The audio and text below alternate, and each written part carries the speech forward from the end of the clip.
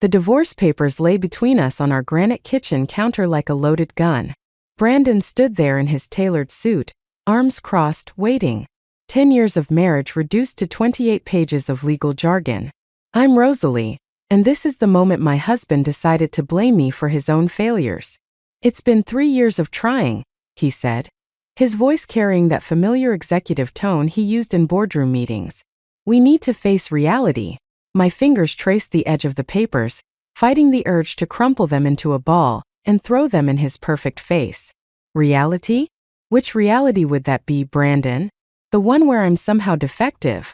He shifted his weight, jaw tightening. This isn't about blame, Rose. We both want different things now. I need a family, I finished for him. Because apparently, I'm the reason we don't have one. The kitchen suddenly felt too small, too warm. The morning sun streaming through our designer windows seemed to mock the perfection we'd cultivated in this house. Every surface gleamed, every item carefully chosen and placed. A showcase home for a showcase marriage. I've already moved most of my things to the new apartment, he said, checking his watch. The movers will come for the rest next week. Of course he had. Brandon Turner never left anything to chance. He probably had this planned for months, waiting for the perfect moment to blindside me. When did you stop loving me? The question slipped out before I could stop it. His expression flickered. Guilt, maybe? Or just annoyance at having to deal with emotional messiness. That's not fair, Rose. Sometimes things just don't work out. I laughed, a harsh sound that surprised us both. Fair? You want to talk about fair? 10 years, Brandon. 10 years of my life dedicated to building your perfect little world. And now you're throwing me away because I can't give you children. He straightened his tie, a nervous habit I used to find endearing. My lawyer will contact yours. I'm being more than generous with the settlement. How considerate of you. I picked up the papers, letting them dangle from my fingertips like something contaminated. Does your new apartment have space for all your lies? Or are you keeping those here with me? His phone buzzed. He glanced at it, then back at me. I need to go. There's a meeting at 9. Of course there is. I watched him head for the door, this stranger wearing my husband's face. Brandon. He paused, hand on the doorknob. When you find someone new, and we both know you will, I hope she gives you everything you want. The words tasted like poison. Every single thing you deserve. The door clicked shut behind him, and I stood alone in our perfect kitchen, holding the death certificate of our marriage. The house's silence pressed against my ears like cotton wool, broken only by the steady tick of the designer wall clock. Another wedding anniversary gift, now marking time in a life I no longer recognized. I walked to the wine fridge, pulled out the bottle of Chateau Margaux we'd been saving for our 10th anniversary, and poured myself a glass. The rich burgundy liquid swirled in the crystal, catching the morning light. 3 months until that milestone we'd never reach. My phone lit up with a text from Maya, my best friend. Just heard. Coming over with emergency supplies. Don't do anything stupid until I get there. I took a long sip of wine, savoring its complexity. Brandon had always been so proud of his wine knowledge, explaining each bottle's history and proper appreciation. Another piece of the perfect life he'd constructed. What he didn't know, what he'd never bothered to learn, was that I'd always preferred whiskey. The call came at 3 in the morning. Maya's number flashing on my phone screen jolted me awake, but it wasn't her voice I heard. It was a police officer, speaking in that carefully measured tone they must practice for delivering life-changing news. 3 hours later, I sat in the emergency room, staring at Evan's small form curled up in the hospital bed. 9 years old, and now an orphan. Maya and David, gone in an instant on a rain-slicked highway. The doctor had given him something to help him sleep, but his face was still streaked with dried tears. Mrs. Turner? A social worker appeared at my side, clipboard in hand. We need to discuss temporary guardianship arrangements.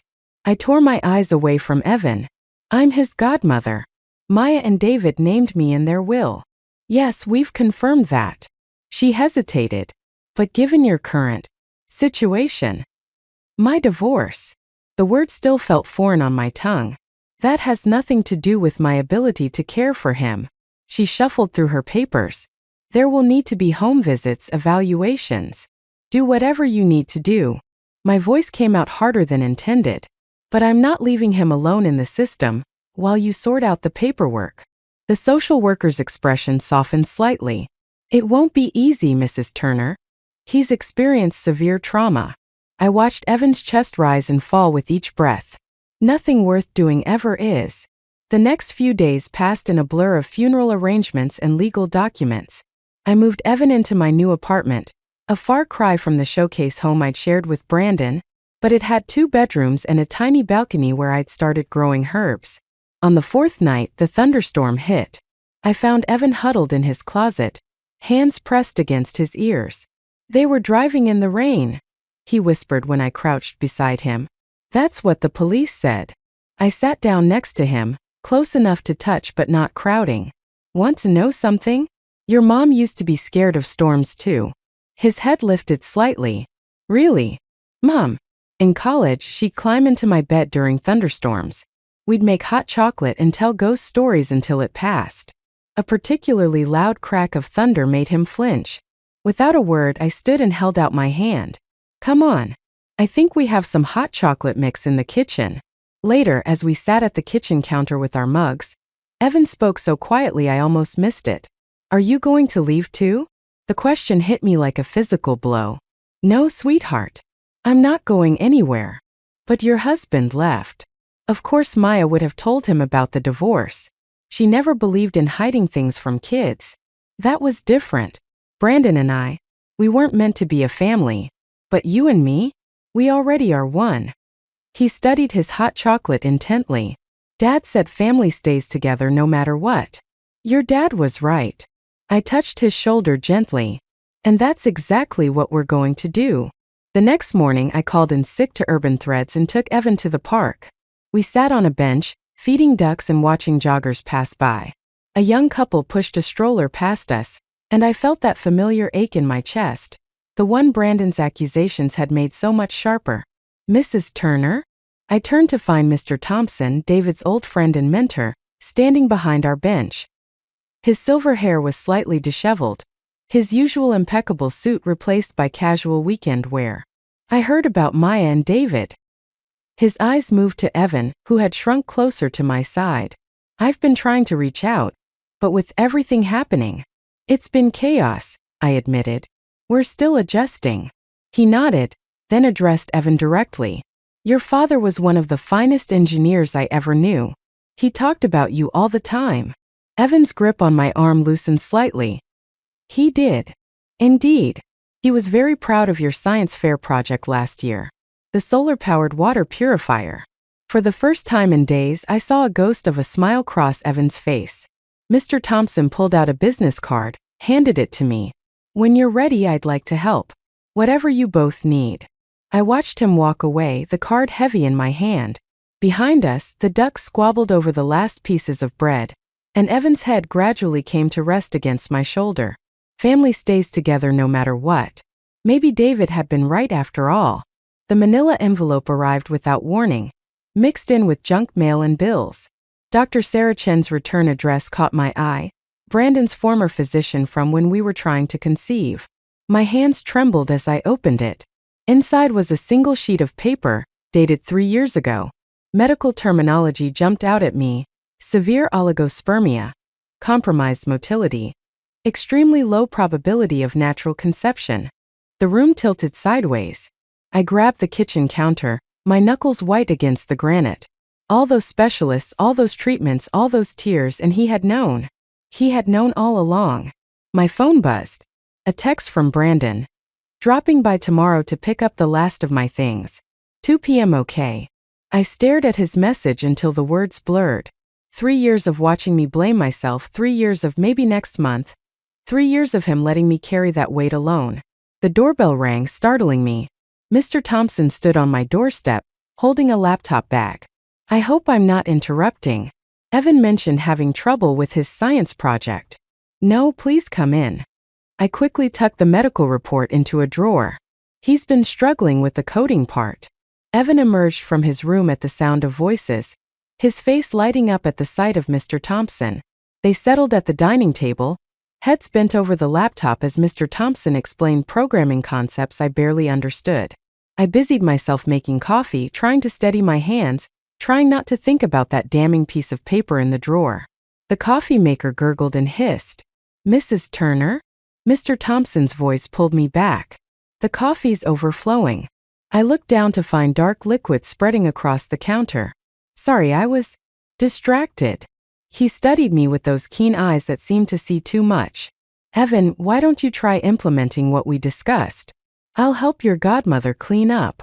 As we mopped up coffee, Mr. Thompson spoke quietly. "I knew Brandon, through business circles." "Did you?" My voice sounded strange to my own ears. "Yes. I always thought he was." He paused, choosing his words carefully, more invested in appearances than truth. I met his gaze. "What do you mean?" "Let's just say I've seen how he handles problems that don't fit his preferred narrative." He handed me a fresh paper towel. "He tends to rewrite the story to suit himself." Before I could respond, Evan called from the dining room. "I think I got it working." The evening passed with code debugging and impromptu physics lessons. After Mr. Thompson left and Evan went to bed, I sat alone in the kitchen, staring at Brandon's text message. My fingers moved across the screen. 2 p.m. is fine. There's something we need to discuss anyway. His reply came quickly. "Nothing to discuss. Just picking up my things." I thought of all the nights I'd cried myself to sleep, believing I was broken. All the times he'd held me, knowing the truth, letting me shoulder the blame. The rage that filled me was cold and precise. "Oh, but there is," I typed. "Dr. Chun sends her regards." No response. The next morning, I dropped Evan at school and went to work at Urban Threads. My colleague Sarah noticed something was off. "You okay?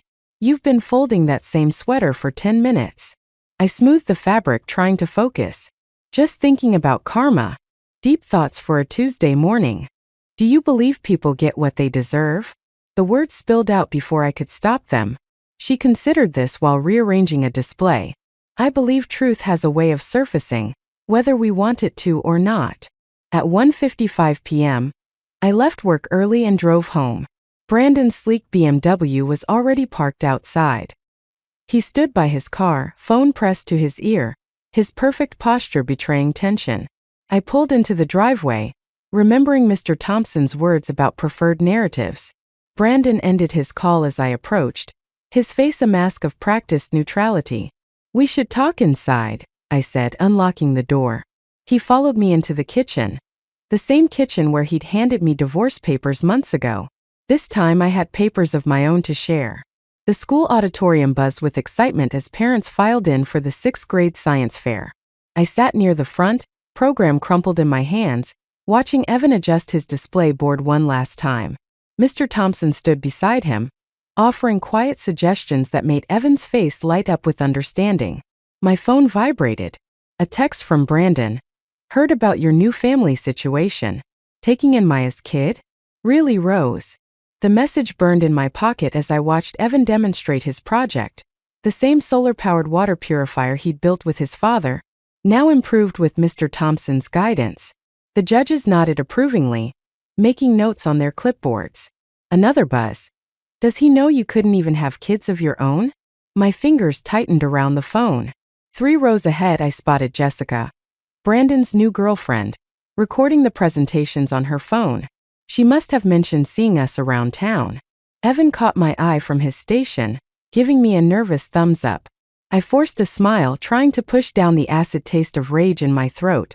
The medical report sat in my bag like a loaded gun, waiting to be fired. Mr. Thompson slid into the seat beside me. "He's doing remarkably well. Thanks to you." I kept my voice steady though my hands shook. The coding additions made all the difference. "He's a brilliant boy." He paused, studying my face. "Something's troubling you." Before I could respond, the judges approached Evan's station. The head judge, a stern-looking woman in wire-rimmed glasses, began asking questions. Evan's voice carried clearly through the auditorium as he explained his project's real-world applications. "Just like his father," Mr. Thompson murmured. The judges moved on. Jessica stood up, phone still recording, and walked toward Evan's station. My heart rate spiked. I started to rise, but Mr. Thompson's hand touched my arm. Wait, he said softly. Watch. Jessica reached Evan's table, smile bright and practiced. This is such an amazing project. Would you mind if I interviewed you for my social media? I'm sure Brandon would love to see. No, thank you. Evan's voice was polite but firm. I'd rather not. Jessica's smile faltered. Oh, but surely. I said no. Evan began gathering his materials, shoulders straight. My mom, Rosalie, taught me I don't have to do things that make me uncomfortable just to make other people happy. The medical report seemed to pulse in my bag. One email to Jessica, one social media post, one carefully placed phone call. I could destroy Brandon's carefully constructed facade in minutes. The judges returned to the podium. First place in the environmental solutions category goes to Evan Mitchell for his enhanced solar water purification system. The audience applauded. Evan's face broke into a genuine smile, Maya's smile, as he accepted his ribbon.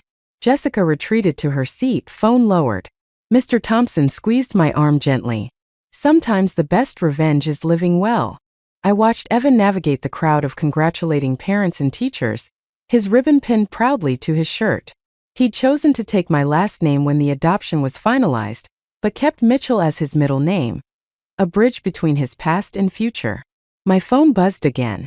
Brandon's message glowed on the screen. We need to talk about this situation. I thought about the medical report, about all the ways I could hurt him. Then I looked at Evan, who had chosen to be kind even when he could have been cruel. Slowly, deliberately, I deleted Brandon's messages without responding. Then I stood up and made my way through the crowd to hug my son. Mom, Evan whispered against my shoulder. Did you see? I won. I saw everything, I replied, and for the first time in months, I felt the weight of revenge lifting from my shoulders. I saw everything that matters. Behind us, Jessica slipped out of the auditorium, her phone dark. Mr. Thompson watched from his seat, a quiet smile playing at the corners of his mouth. And somewhere across town, Brandon waited for a response that would never come. The charity gala buzzed with Silicon Valley's elite, all sharp suits and practiced smiles. I adjusted my borrowed cocktail dress, feeling like an imposter until Mr. Thompson appeared at my elbow with a glass of champagne. The board members are impressed with your proposal for the Youth Coding Initiative, he said, especially the part about reaching underprivileged schools. Before I could respond, the crowd parted like water, and there was Brandon, Jessica on his arm. She wore a diamond tennis bracelet I recognized from our 10th anniversary plans, the ones we never reached. Rosalie. Brandon's voice carried that familiar boardroom confidence.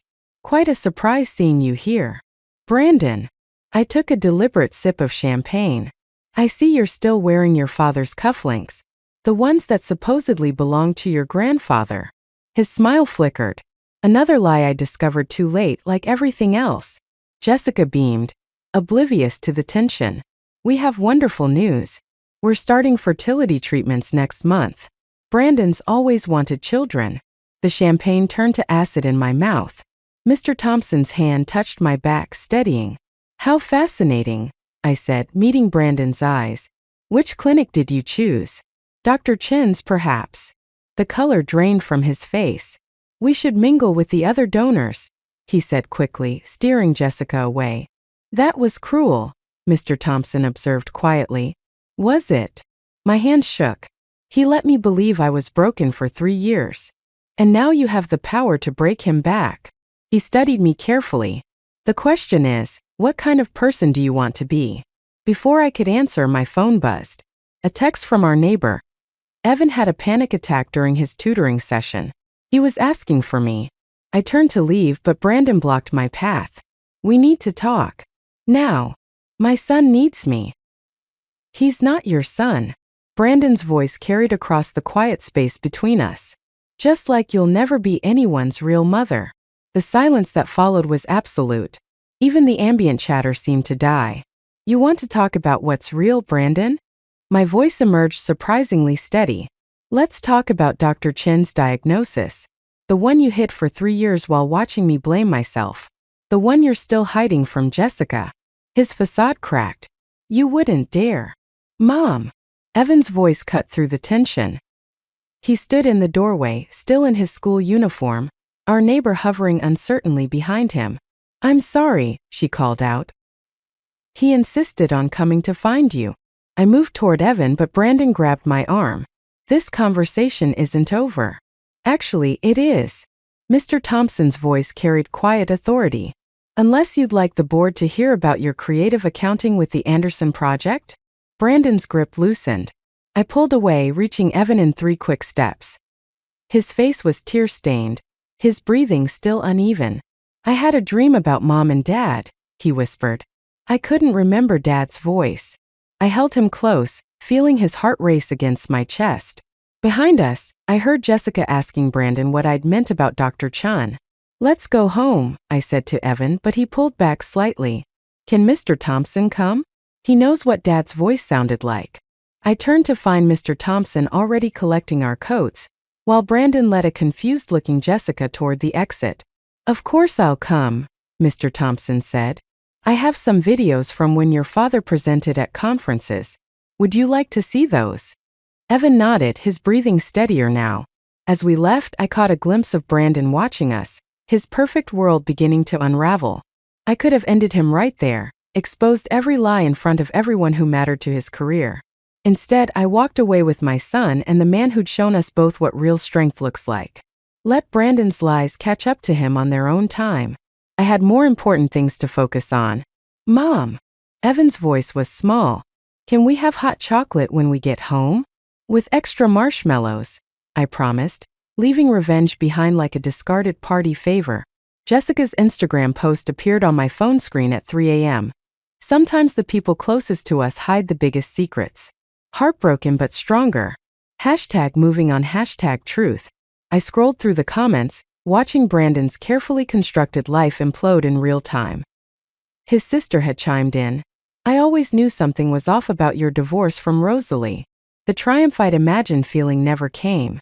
Instead, exhaustion settled deep in my bones as I sat in my darkened kitchen, the blue light of my phone casting shadows. A text from Brandon lit up my screen. "You ruined everything. Happy now." Before I could respond, another message arrived. "The board is reviewing the Anderson project tomorrow. Thompson's doing. You both will regret this." The threat in his words made my stomach clench. Mr. Thompson had stuck his neck out for me, recommending me for the youth coding initiative. If Brandon revealed certain creative liberties we'd taken with the budget, my phone rang Mr. Thompson's number. "The board called an emergency meeting," he said without preamble. "Brandon's making accusations." "I'll resign," I said quickly. "You shouldn't lose everything because of me." "That's not why I called." His voice softened. "Check your email." I opened my laptop, finding a new message from Brandon to the entire board. Attached were photos, surveillance shots of me and Mr. Thompson together at dinner at Evan's school events, leaving my apartment late at night. "He's painting it as a scandal," Mr. Thompson said quietly, "suggesting impropriety in your hiring." The kitchen walls seemed to close in. Evan's scholarship. The board's questioning everything now. A small sound made me turn. Evan stood in the doorway, pajama-clad and pale. "Mom? Is something wrong?" "Everything's fine, sweetheart. Go back to bed." But he didn't move. "I heard you crying earlier." Had I been crying? I touched my cheek, finding it wet. "I got another email," Mr. Thompson said in my ear. "Brandon's threatening to contest the adoption." The phone slipped from my fingers, clattering on the counter. Evan rushed forward, his small hand steadying me as my knees buckled. "He can't," I whispered, but Brandon's words from the gala echoed. "He's not your son." "Mom!" Evan's voice cracked. "Are they going to take me away?" I pulled him close, breathing in the scent of his shampoo. "Never. I promise."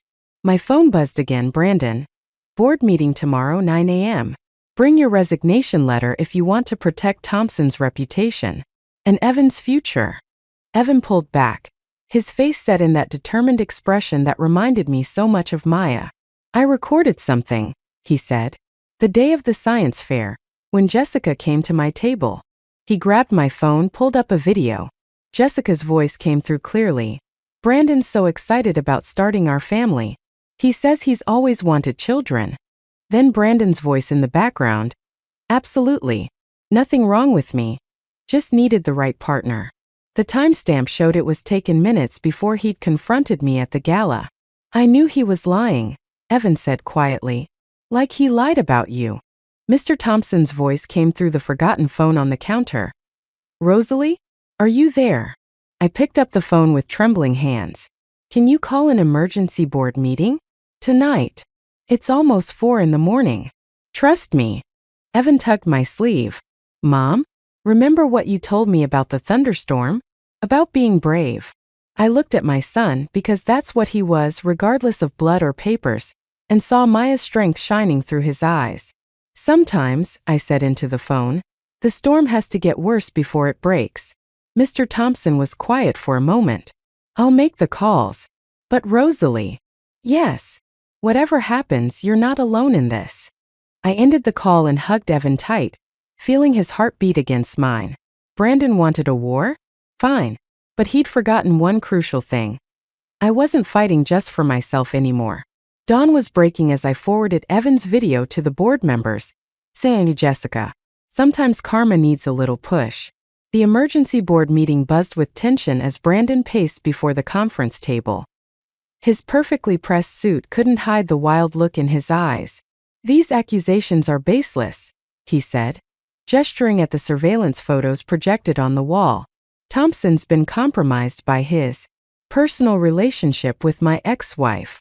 I sat between Mr. Thompson and Jessica, who'd arrived moments after receiving Evan's video. Her mascara was smeared, her knuckles white around her phone. Before we continue, Mr. Thompson said quietly, perhaps we should address the Anderson project discrepancies. Brandon's step faltered. Those numbers were approved. By you, I cut in. After you altered them. The board chairman leaned forward. What alterations? Jessica stood abruptly, her chair scraping against hardwood. I have something to say. This isn't about you, Brandon snapped. No. She turned to face him. Like your infertility wasn't about me? The treatments we've been planning, the specialists you claim to have consulted. Brandon's facade cracked. Sit down. The timestamps on your medical records, she continued. They're from when you were married to Rosalie. You knew all along. The room fell silent. Brandon's face contorted, and for a moment, I saw the scared little boy beneath the executive mask, the one who'd rather destroy others than face his own failures. You want to talk about lies? He grabbed his laptop. Let's discuss the real numbers behind Thompson's precious youth coding initiative. Brandon. Mr. Thompson's voice carried a warning. The budget she submitted? Pure fiction. Just like her qualifications to run it. I stood slowly. Play the video, Jessica. She pressed play on her phone. Brandon's voice filled the room. Nothing wrong with me. Just needed the right partner. The board members exchanged glances. Brandon lunged for the phone, but Jessica stepped back. The numbers weren't fiction, I said clearly. They were conservative. Because unlike you, I actually visited the schools. Talked to the kids. Saw what they could do with even limited resources. Like your adopted charity case? Brandon sneered. The chairman cleared his throat. About those adoption papers you mentioned contesting. Already handled, Mr. Thompson said. The board's legal team reviewed everything this morning. The adoption is ironclad. Brandon's laugh held an edge of hysteria. You're all blind. She manipulated everything, the job, the adoption, all of it.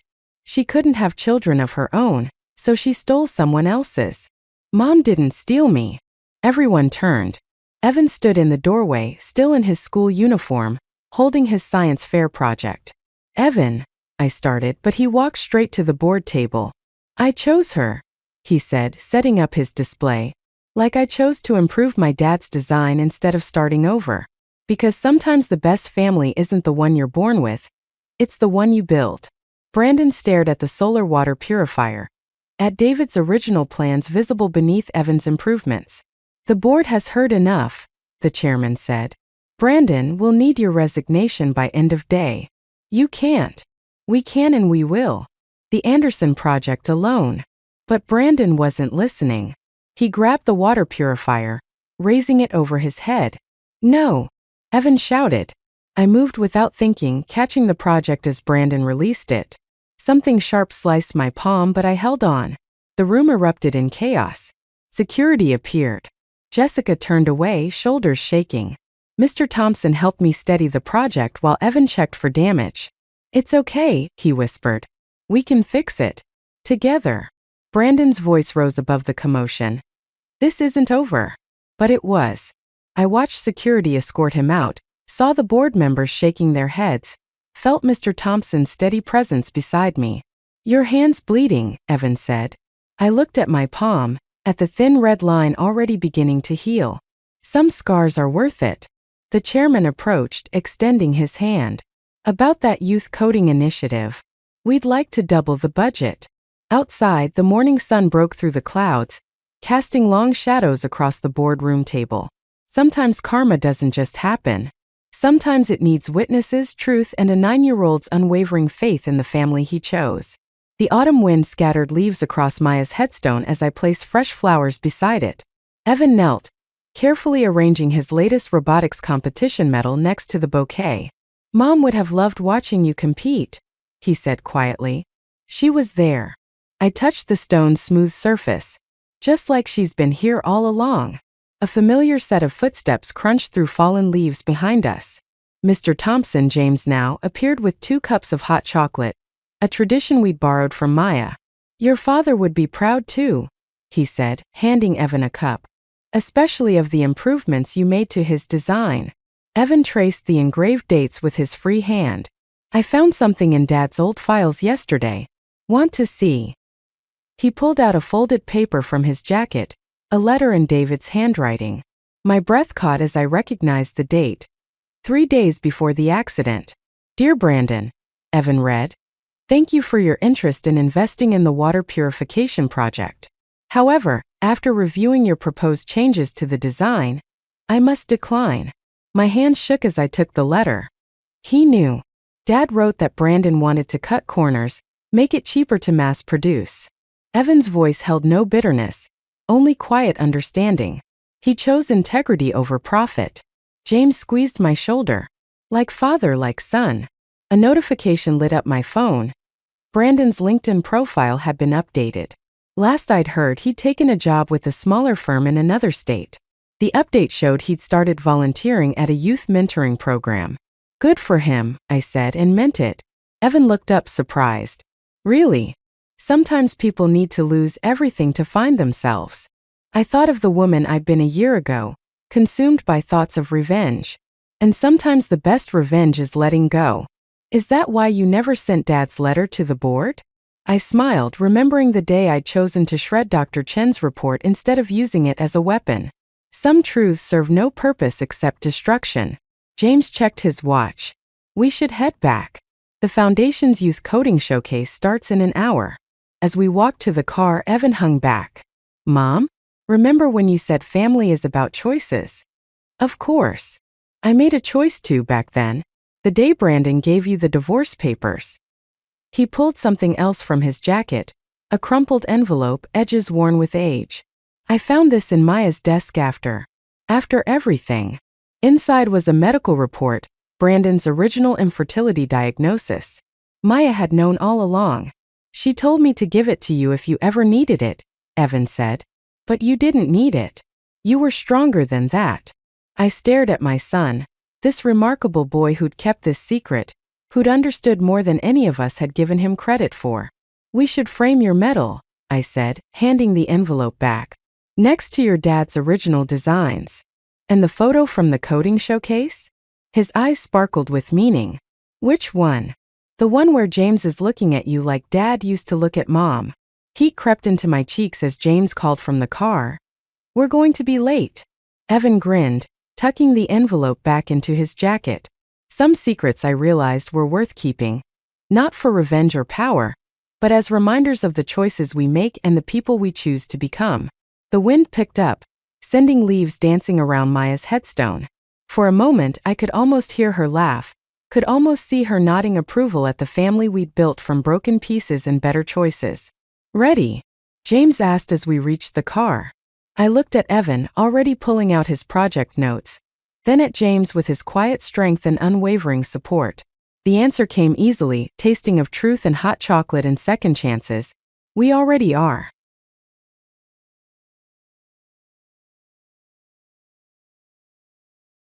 Get out with your kids, old hag. The lover was standing in front of me, holding a 1-year-old child she had hidden away. I was dumbfounded by her condescending tone, but I replied, "Fine. Here's the divorce papers. But I'm leaving the 3 kids behind." "What? You take care of them. They are your kids, after all." "That's right, fulfill your responsibilities as a mother." Even my husband started to berate me. Frustrated by their selfish remarks, I inadvertently let out a deep sigh and said, "You're joking, right? Because these kids are." "What?" My words seemed to have caught them off guard. Now, it was my husband and his lover who stood with their mouths agape, staring at me in shock. Then, they made a foolish decision. Watching their shallow judgment, I sighed softly to myself. They didn't understand the gravity of the situation at all.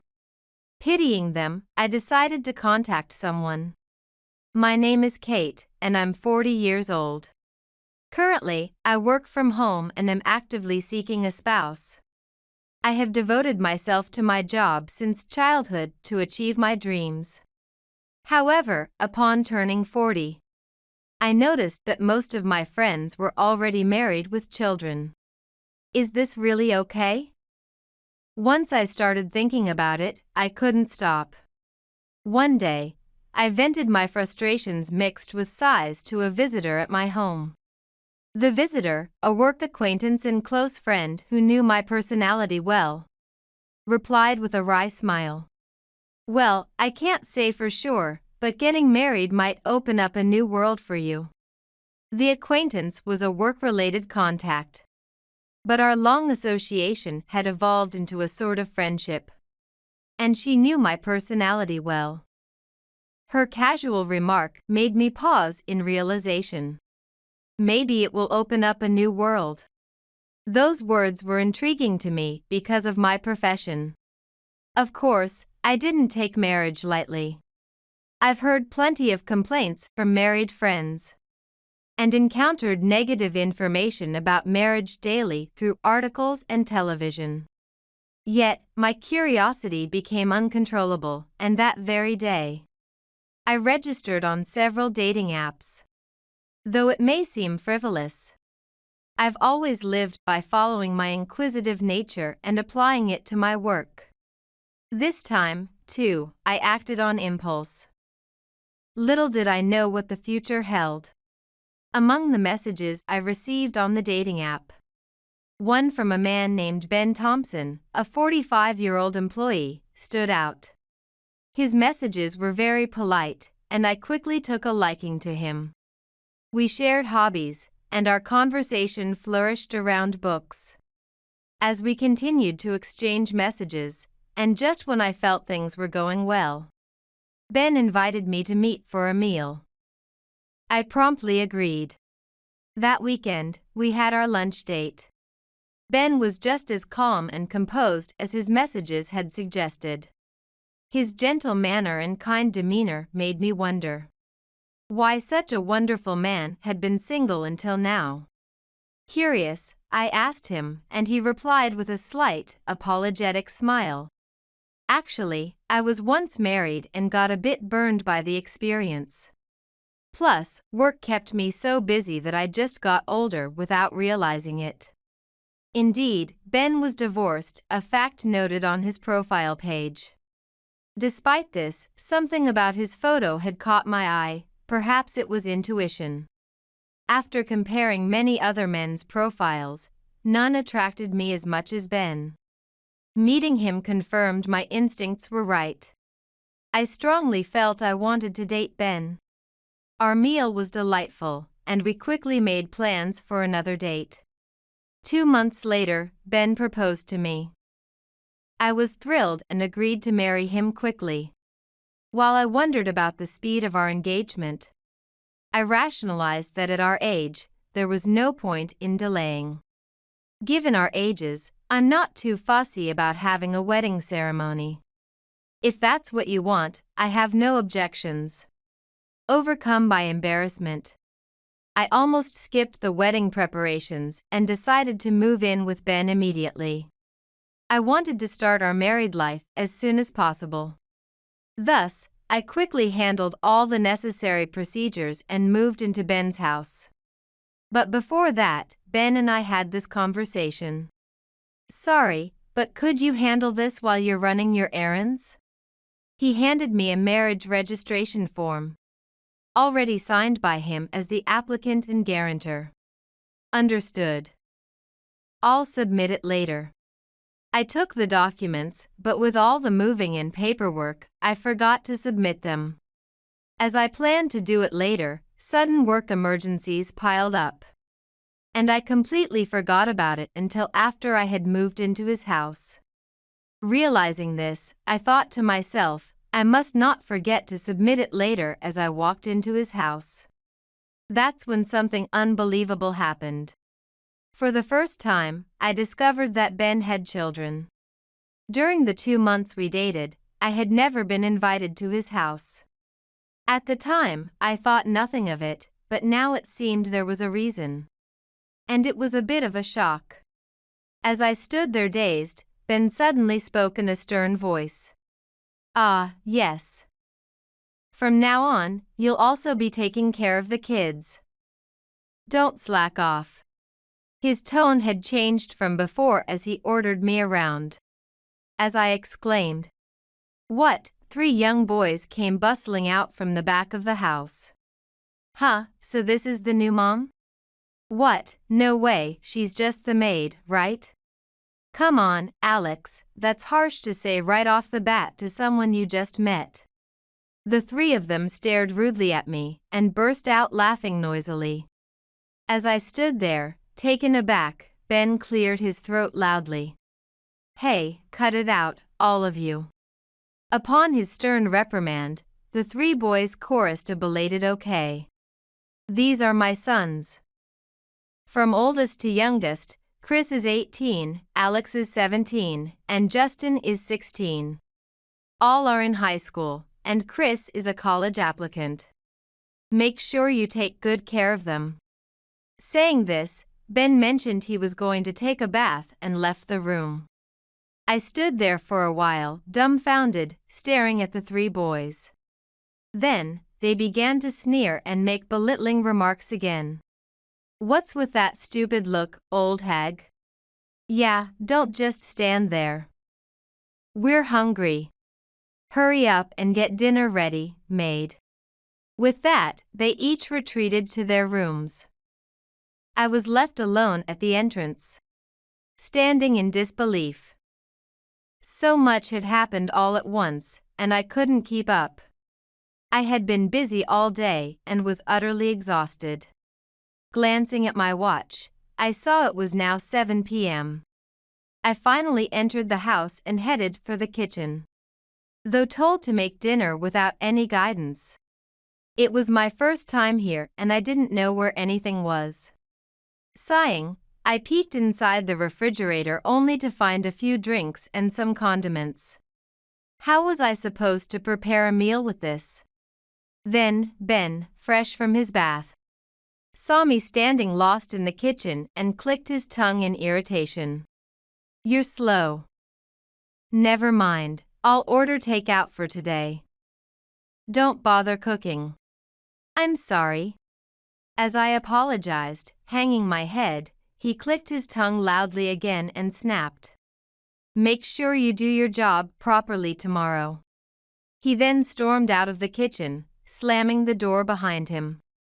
His cold demeanor left me wanting to cry and also filled me with a strong sense of suspicion.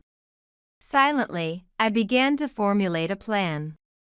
That day, although Ben mentioned he'd order takeout, he only ordered for himself and his sons, not for me.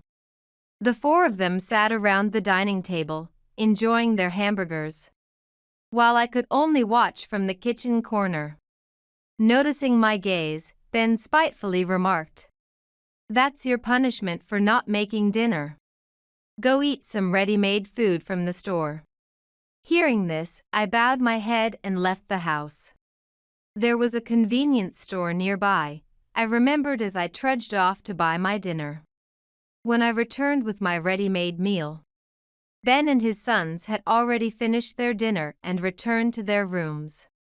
The remains of their takeout hamburgers were left untouched on the kitchen table. I sighed as I cleaned up and ate my bland dinner alone. I hadn't expected such treatment on my first day. Perhaps this marriage was a mistake. Despite wanting to flee, I reconsidered. My married life had just begun. Maybe if we lived together long enough, we could become a real family. With this hopeful thought, I decided to try harder starting tomorrow. However, such resolutions were quickly shattered. The 3 sons were all selfish, treating me more like a servant than family. Hey, where's my gym uniform? I told you to wash it yesterday. You always forget, so useless. And my uniform shirt is still wrinkly, seriously annoying. Saying that, the 3 of them berated me daily and hurled insults. Initially, they refused to let me enter their rooms. Ben's house was fairly large, with many rooms, and each child had their own. When I first came to the house and tried to clean their rooms, the 3 of them found out later and were furious, shouting at me. Don't just come in here. Yeah, you're so annoying. You didn't take any of our stuff, did you? Frightened by their accusations, I no longer dared approach their rooms. They would leave their laundry scattered, sometimes forgetting to include items for washing, and then blame me when things were amiss. Unable to endure it any longer, I consulted Ben, but he dismissed me. I'm busy. Don't bring such trivial issues to me. After moving in, he had dumped all household and child-related responsibilities on me. Suddenly, his overtime and business trips increased, and he was rarely home on weekends.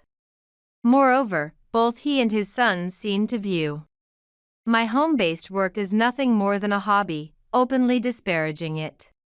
How long do you plan to continue with such nonsense? Whenever I was at my computer, Ben would sneer and sigh exaggeratedly, suggesting I was just playing around. His lack of empathy deeply hurt me. Please don't speak to me like that. Actually, I'm going to be quite busy with work soon. Could you help out a bit with the household chores? One day, when I desperately needed time for work, I asked him this. He exploded in anger. Work. The work you're doing is hardly significant. Focus on getting the housework done perfectly. If you can't manage that, then quit your job. His ferocity left me speechless. I had explained my work to Ben before our marriage, and he had agreed I could continue it.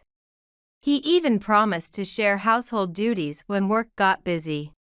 Yet now, he was completely negating his earlier assurances. Feeling deceived, I was left hollow. From then on, I resolved not to discuss work anymore. Until our living situation stabilized, I would focus on the household, thinking that would be best. Besides household chores, there was something else that needed my attention. It was about the 3 kids. On the surface, they seemed like model students. But I soon realized they were quite troubled. At school, they behaved without any issues, but at home, they invited bad company and engaged in problematic behavior. What started as hidden drinking and smoking a few months ago had now become blatant in front of me. They would disguise themselves to go out at night, continuing their habits of smoking and drinking. Concerned by their actions, I rushed to consult Ben, but he chose to believe the children over me. After all, the children committed their misdeeds when Ben was not at home, and he easily believed their side of the story. Then he coldly said to me, "How can you say such demeaning things about your own children? I find your character, willing to falsely accuse them so easily, unbelievable." Ben's outright dismissal left me speechless, and seeing such a father. The children casually joined him in calling me terrible. "Dad, she was slacking off with the housework yesterday too." "Yeah, she seems to have been on the computer all day until we came back. The cleaning isn't done properly either. We can't concentrate on our studies like this." Then my husband scolded me fiercely, being continuously blamed by both my husband and the children. I gradually lost my place in the home. Amidst this, I faced even further misfortune. Taking advantage of their father's trust, the sons not only looked down on me but also started pinning their own misdeeds on me. And they reported this to Ben. "Hey, Dad. She was stealing money from your wallet." "What? Is that true? There's no way I would do that." I desperately denied the accusation, but the children, smirking, didn't listen to my explanations. In the end, under the coercion of Ben and the children, I had to pay a substantial amount of money as compensation to avoid further punishment. This was how I was terribly treated by Ben and his 3 sons, enduring in silence. However, my silence was not out of resignation but to bide my time, waiting for the right moment to strike back. Although my feelings for them had nearly vanished, running away from this house would leave a bad taste in many ways. One day, about a year into the marriage, I noticed that among the friends hanging out with the sons, there was one who was always treated like a servant. Whenever he came to our house, he was always sent to the nearby store to buy drinks and snacks. That day, I quietly followed him as he was about to leave the house. "Hey, you don't need to go buy anything. I've got some drinks and snacks prepared for you." When I spoke to him, he seemed relieved and stopped going to the convenience store. He thanked me politely and introduced himself. His name was Fred Johnson. He was a classmate of Justin's since their freshman year of high school. "Things were good at first," Fred said softly. According to him, the boys hadn't always been this way. But their behavior escalated around the time the oldest was preparing for college entrance exams. Eventually, the sons began targeting Fred. He really wanted to stop hanging out with them but couldn't seem to get away. That's why he was relieved when I approached him. A month later, he confided something important to me, and I offered to help him discreetly. While I was dealing with the sons' issues behind the scenes, a change occurred between Ben and me. A month after I started consulting with Fred, a woman suddenly appeared at my doorstep with a baby. She bluntly said to me, "Hello, ma'am. My name is Emma Brown, and this child is Ben's. I'll be straightforward. Could you divorce Ben?" As I stood there stunned by this sudden revelation, she impatiently made a derogatory remark. "Get out with your kids, old hag." Then Ben, who arrived late, agreed with his lover, pressing me to divorce. "I'm sick of living with an old woman like you." I was disgusted by their condescending remarks and replied, "Fine, I'll leave as you say. But I'm leaving the 3 kids behind." "What? You take care of them. They are your kids, after all." "That's right, fulfill your responsibilities as a mother." I let out a deep sigh in response to their selfishness and said, "You're joking, right? Because these kids aren't mine. Besides, I'm not even married to Ben." "What?" My words apparently shocked Ben as he stared at me, his mouth agape. "Yes, I never submitted the marriage registration Ben told me to." On the day it was revealed he had hidden his children from me and pretended we were married, I harbored a strong distrust towards him. I decided to see how things would unfold and refrained from registering our marriage. While opinions may vary, I continued to hide this fact and maintained a marital relationship with Ben for a specific purpose. So, I don't need to take care of the kids. I firmly stated this and announced my departure from the house. Initially stunned, Ben soon smirked unpleasantly, and his lover laughed loudly. What? Then we're even spared the hassle of a divorce and property division. Watching their shallow reaction, I sighed silently to myself. They foolishly understood nothing of the situation's gravity. While pitying them, I contacted Fred, the friend of the son, to inform him of something important. 2 weeks after I left Ben's house, his lover came to see me, her face distorted with anger. Hey, you! You deceitful woman! You knew those kids were terrible troublemakers, didn't you? You wicked woman! She nearly lunged at me as she screamed these accusations. Yes, Ben had told his lover that the children were model students, and she had naively believed him. But in reality, they were far from it. You knew they only acted like model students in front of Ben, didn't you? She pressed me, demanding that I take the kids back. But I coldly told her, this has nothing to do with me. Besides, they're causing even more serious trouble now. At my words, the lover burst into loud sobs. I can't handle it anymore. Help me. With a sigh, I offered her some advice. If you dislike it so much, why not just break up with Ben? But I don't want that either. She stomped her feet like a petulant child. You dislike this and that, but that doesn't solve anything.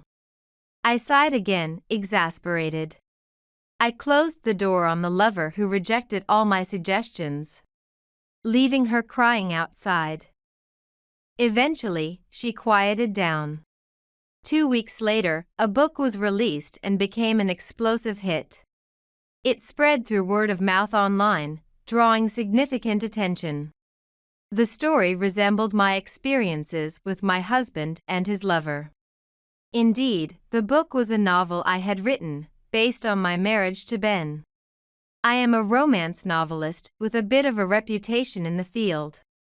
My venture into a gritty drama of love and hate had caused quite a stir for its new style. I used social media to promote it heavily, sparking a major debate. Your new work is being highly praised as a fresh frontier. After some time, the acquaintance who had once told me that marriage might open up a new world came to visit, smiling broadly.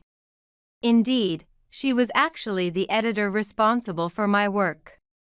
She knew my personality well, so perhaps she had anticipated this turn of events back then. If that was the case, it might seem a bit cunning. But since I went along with it, I couldn't really complain. Well, in a sense, it's like a personal novel, so maybe it's not something to be proud of. As I sighed, my acquaintance smirked and handed me an envelope. I took it with a puzzled look, and she said cheerily, "But it did help someone, right?"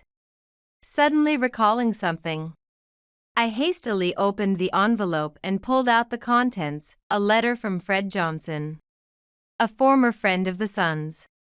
I quickly read through it and felt a profound sense of accomplishment as I exhaled in relief. The letter explained that Fred had been freed from bullying. Indeed, at the same time my book was released, the criminal activities of the former children had been reported with evidence, thanks to Fred's carefully gathered proofs. This had led to the police detaining the boys. Because of the uproar, Ben also became a topic of gossip in the neighborhood. Many readers pointed out similarities to the novel and speculated online. quickly identifying personal details in today's digital age. It was terrifying how the novel's models were pinpointed to be Ben and his family, causing him to be whispered about by neighbors. Eventually, the boys were sent to a juvenile facility due to the severity of their actions. But their poor attitudes apparently led to them being bullied there. Ben ultimately lost his job due to the scandal spreading to his company, finding himself without a place.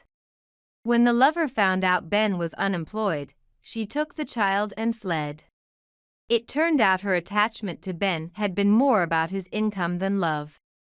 She was reportedly struggling to raise the child alone, working in a night job. Ben, unable to find regular employment due to the scandal, resorted to day labor. This marriage experience allowed me to write novels from a different perspective. Though it might seem like I used my marriage to gain experience, I reconciled it with myself as acceptable. Though my time with Ben and his children was short, it seemed to have significantly grown me as a person. There might be others who suffer through worse marriages without being able to express their pain. I decided to focus on such people in my future novels.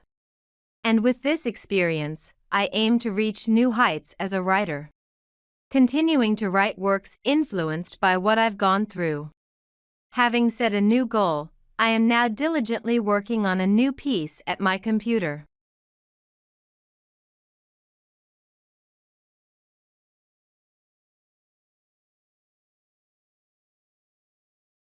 The lover my husband brought home was visibly pregnant.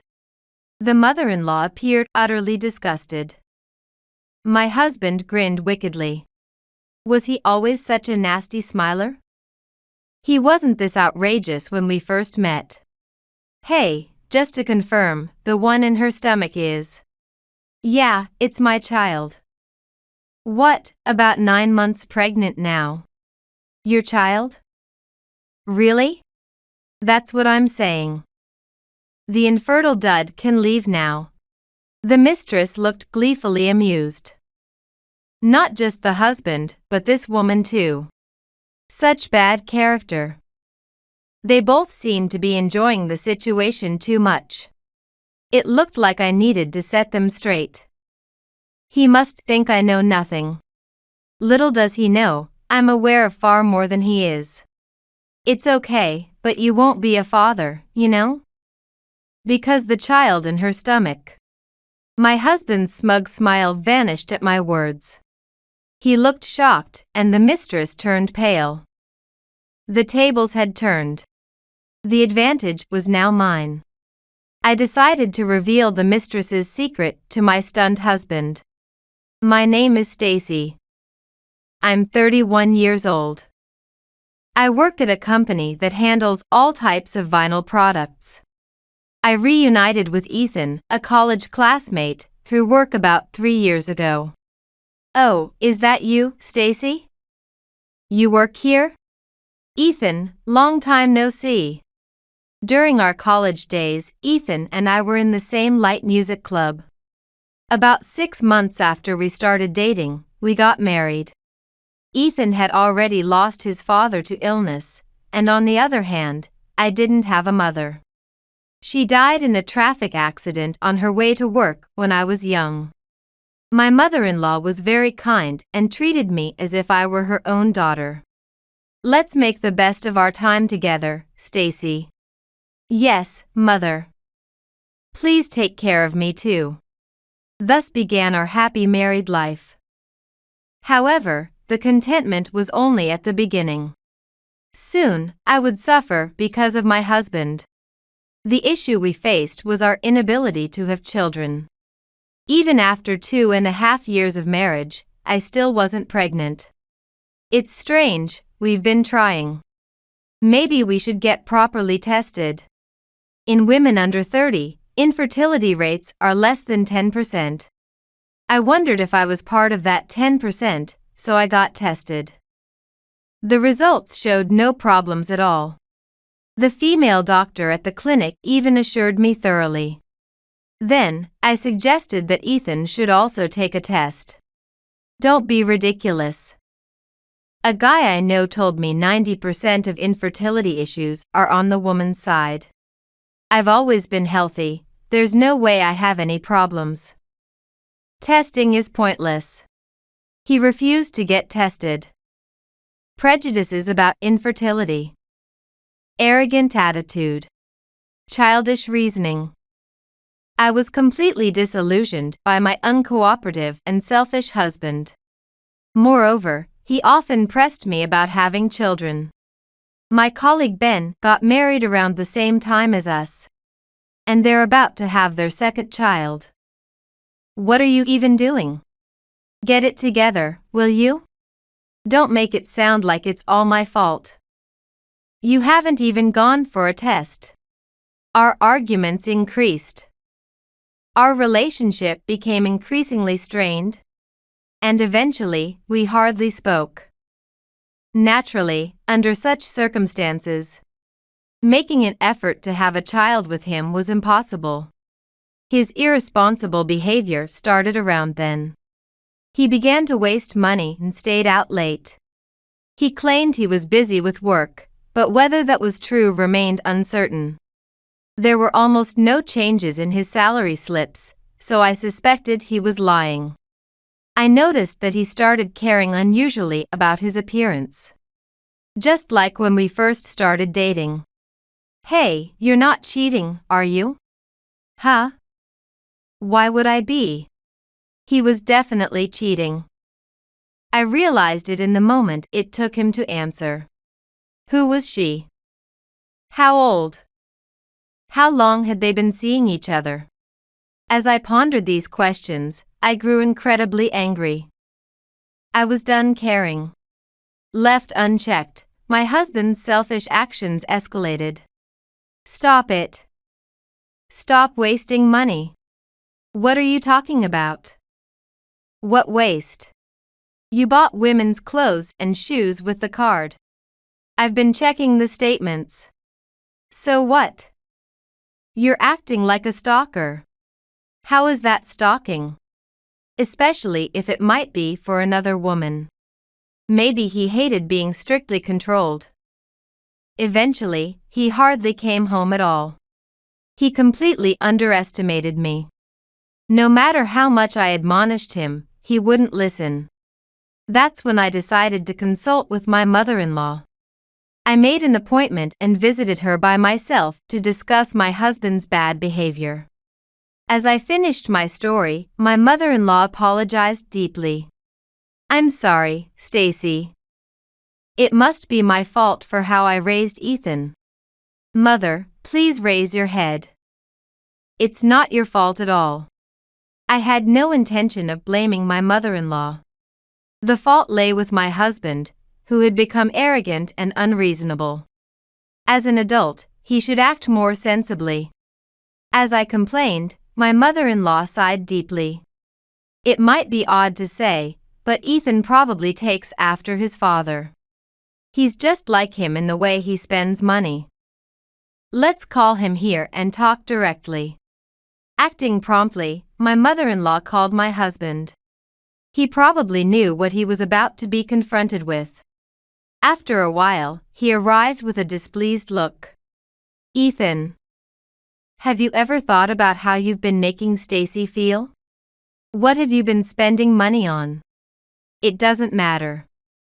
It's none of your business, Mom. Of course it's my business. Oh, enough. Leave me alone. With a frustrated look, my husband left.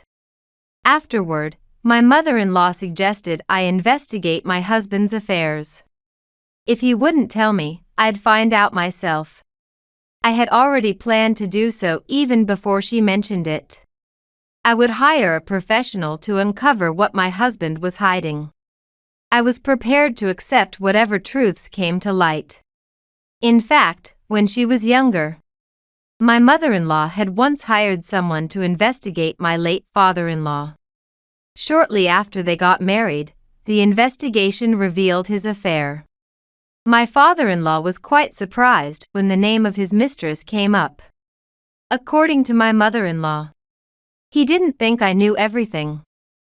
He was really shocked. That was quite a relief at the time. I feel like I might end up in a similar situation.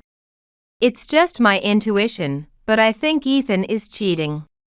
He doesn't seem to be trying very hard to hide it. That's quite eerie. What is my husband thinking? Anyway, having an investigation done and holding on to the evidence will be useful when needed. I had the detective agency recommended by my mother-in-law investigate Ethan's behavior. The results were as expected, guilty. Ethan was having an affair. He had stopped coming home and was apparently living in his mistress's house. I decided to have the detective agency investigate this mistress in more detail. A few weeks later, my mother-in-law contacted me. She said Ethan planned to visit his parents' home next week. He wants to pray for his father's death anniversary and says there's someone he wants me to meet. Thank you for letting me know, Mother. May I come too? I would like to speak directly with Ethan. Of course. If there's anything I can help with, just say the word. No matter what Ethan says, I'm on your side, Stacy. Thank you, Mother. The person Ethan is trying to introduce to his mother. It's easy to guess who it is. The mistress. Ethan must be planning to divorce me and remarry her. He wants to introduce her first and perhaps win over his mother's support if possible. Knowing this, I must prepare an appropriate countermeasure. I immediately contacted someone and arranged for their cooperation in my plan. The weather on the day was stormy, as if symbolizing the difficult path ahead. When I arrived at my in-laws' house, I saw an unfamiliar compact car in the parking lot. It was the one described in the detective agency's report. It had to be the mistress's car. As soon as I opened the front door, I heard my mother-in-law scolding my husband from the living room. Ethan had apparently done something quite unreasonable. I quickly took off my shoes and hurried over. What are you thinking? Don't you feel any remorse towards Stacy? Not really. It's her fault for not being able to have kids. Oh, Stacy. You're here too? Mom called you, huh? We were just talking about you. It's been a while, Ethan. And sitting next to my husband was a woman of a similar age. Dressed flamboyantly. Brightly colored hair. Her appearance was a stark contrast to mine. She glanced at me and smirked triumphantly. What an unpleasant smile. As you can see. That's his mistress. What's her name again? Why don't you at least say hello? Nice to meet you, I'm Alyssa, Ethan's girlfriend. You must be Stacy. Good timing. I have something I'd like to give you. Right, Ethan? Yeah, that's right. Here. I've written my part. What was handed to me was a divorce paper. Alyssa's complacent expression was incredibly irritating. She seemed convinced she would win no matter what. The source of her confidence must be her belly. It was clear from her large belly that Alyssa was pregnant. She noticed my gaze and smiled. My husband reached out and affectionately stroked her belly. Hey, just to confirm, the one in her stomach is... Yeah, it's my child. What, about 9 months pregnant now? Your child? Really? That's what I'm saying. The infertile dud can leave now. Alyssa looked gleefully amused. Not just the husband, but this woman too. Such detestable character. They both seemed to be enjoying the situation too much. It looked like I needed to set them straight. When I think about it, my husband is a pitiful man. He must think I came here knowing nothing. Little does he know, I'm aware of far more than he is. It's okay, but you won't be a father, you know? Because that child in her stomach isn't yours. What? What stupid thing are you saying? That can't be right. Right, Alyssa. Yeah. Don't say weird things. It's just sour grapes because you can't have children, isn't it? You must be jealous because I'm pregnant. Say whatever you want. There's nothing wrong with my body. If there's a problem, it's with you, Ethan. Ethan's smug expression disappeared. He seemed shocked by my direct statement. I decided to reveal Alyssa's secret to my bewildered husband. That child in her belly isn't yours, it's David White's, right, Alyssa? What? How? Why do you know that? Or why is David's name coming up? Seeing Alyssa's stunned expression and my husband's dumbfounded face was enough. My words, with a specific name included, made the truth seem more real, causing both to panic. I was surprised to learn about David. You've been married to him for about 4 years, right? Is it okay to be betraying him like this? Who is David? I don't know him. Playing dumb? You think that will work? Astonishing. You still don't understand your position. I took documents from the bag I had brought. They were the results of the investigation by the detective agency. As I began to read the factual details, the color drained from Alyssa's face. Alyssa White, 31 years old, from Texas. Moved to LA for college. Started working in a nightclub to pay for plastic surgery. Dropped out of college, a real fall from grace story, huh? The nightclub was where you met David, and probably Ethan too, right? What? What are you doing snooping around about me? That's unbelievable. Isn't it normal to want to know more about the mistress? When you find out your husband is cheating? Besides, you admit everything I said is true, right? I can read more if you want. Stop it. Don't make a scene. Alyssa became flustered. Her reaction alone was enough. She had essentially admitted that my words were true. My husband looked at his mistress's face, stunned. It's a lie, right? It's not true, right, Alyssa? Married? That's not right, right? You're going to marry me, right? I don't know what lies you've been fed, but it's time to wake up, Ethan. This woman has been deceiving men, draining their money, and disappearing. She's been doing this repeatedly. Stop slandering me. Ethan, don't believe what she says. She's lying. The liar is her. No, but then why are you so flustered? It's because you have something to hide, right? Stacy's telling the truth, isn't she? What do you say? Poor husband. He hadn't realized he was being played. After investigating Alyssa, I was disgusted by her malicious nature. This woman loved to seduce men and manipulate them at will. For her own satisfaction. She always needed men who were convenient for her, men who were somewhat handsome, well off, fond of fun, and not too bright. This woman is just trying to destroy our relationship.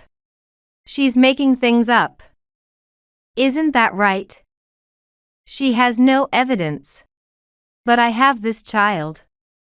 Ethan and my love's crystallization. Please, believe me. What crystallization of love? You know very well whose child is really in your stomach. I showed Ethan and Alyssa a photo. It was part of the documentation, taken by the detective agency staff. It shows Alyssa entering an OB/GYN clinic. Next to her is a burly man with a fierce look. That's David White. You regularly visit the clinic with your husband like this. I have many more proof photos, but do you want to see them? I'm so irritated. Stop sneaking photos. Alyssa looks like she might leap at me any moment. She must be really upset about her schemes being exposed. Ignoring her, I spoke to the stunned Ethan. Ethan, there's a suspicion of infertility on your part. If there were no issues with me, then naturally, the problem must be with you. Just get tested once.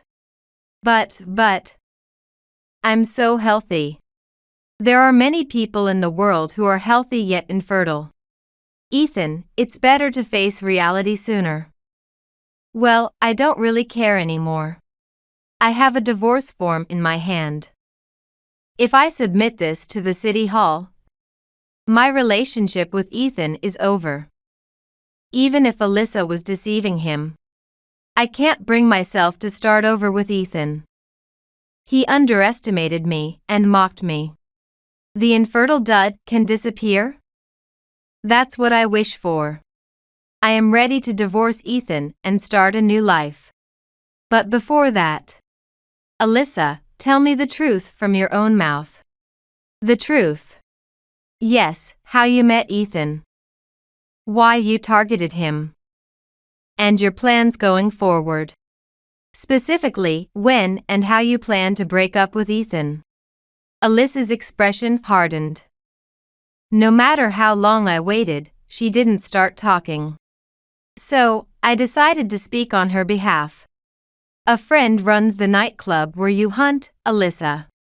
You find your targets there, get close, and size them up.